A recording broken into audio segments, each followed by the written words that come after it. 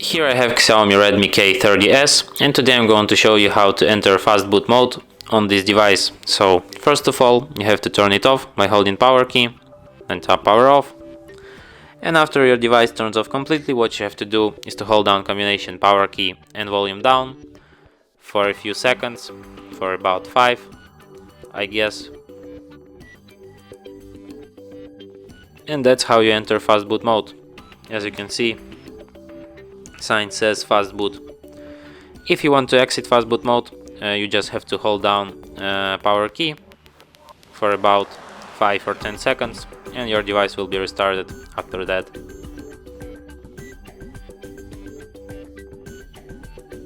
And that's it. Thanks for watching. If you find this tutorial useful, don't forget to hit that like button and subscribe to our channel.